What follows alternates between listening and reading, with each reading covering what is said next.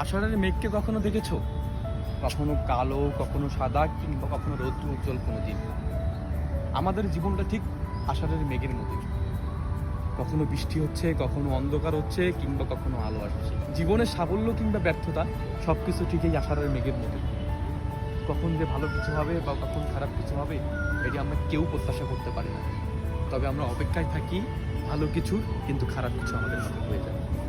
খারাপ জিনিসটার জন্য আমরা কেউ কখনো অপেক্ষা করি না, তাই এটার জন্য আমরা কখনো প্রস্তুত থাকি না বলেই খারাপ এত খারাপ।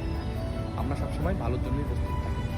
কিন্তু আমাদের জীবনের যে ভাঙা গড়ার যে খেলা, সেখানে ভালো এবং খারাপ দুটিকে সংমিশ্রণ করে আমাদের প্রস্তুত থাকা দরকার। শুধু যদি আমরা ভালোর জন্য প্রস্তুত থাকি, তবে যখন আমরা খারাপ সময়টা অতিবাহিত করব, তখন মনে হবে এটা মোটেই আমাদের জন্য কাম্য ছিল না। কিন্তু হ্যাঁ, আপনার জীবন খারাপ এবং ভালো দুটি মিলেই আছে। তাই আপনাকে যেমন ভালোর জন্যও প্রত্যাশা করতে হবে, ঠিক একইভাবে খারাপের জন্য আপনাকে প্রস্তুত থাকতে হবে। খারাপ সময় দেখে ভয় পেয়ে যাওয়ার কোনো অবকাশ নেই। এই খারাপ সময় কিভাবে বইতে হবে, নিজেকে শুনতে হবে, নিজেকে নিয়ে যেতে হবে, সেটির জন্য অপেক্ষা করতে হবে এবং সেটি ধৈর্য ধারণ করতে হবে। তবেই তো জীবনে ভালো সময় আসবে।